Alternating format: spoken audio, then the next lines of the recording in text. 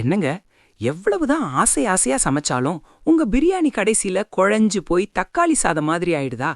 இல்லனா அடிபிடிச்சு தீஞ்ச வாட வருதா? இனி கவலையே வேணாம். பெரிய பெரிய ஹோட்டல் மாஸ்டர்ஸ் ஃபாலோ பண்ற அந்த 3 சீக்ரெட் டிப்ஸ் தெரிஞ்சா நீங்களும் பிரியாணி கிங் தான். வாங்க வீடியோக்குள்ள போலாம். Tip number 1.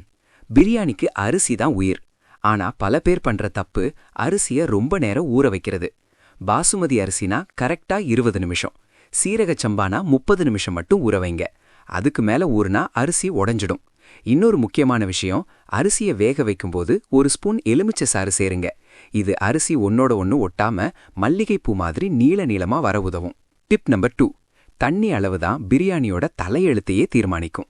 பொதுவா 1 கப் அரிசிக்கு 1.5 கப் தண்ணி தான் கணக்கு. ஆனா நீங்க வெங்காயம் தக்காளி வதக்கும்போது தயிர் ஊத்துவீங்க இல்லையா, அந்த தயிரையும் தண்ணி கணக்குலயே சேர்த்துக்கோங்க. தண்ணி கொதிக்கும்போது உப்பு செக் பண்ணுங்க.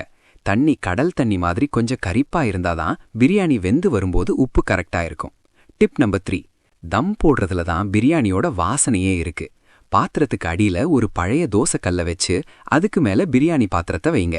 இப்படி பண்றதால சூடு எல்லா இடத்துக்கும் சமமா பரவும், பிரியாணி அடியும் பிடிக்காது.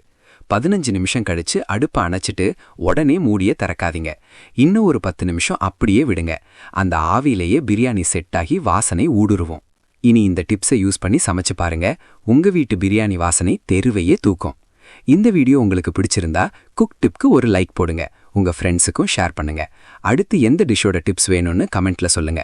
அடுத்த வீடியோல பார்க்கலாம். பாய்.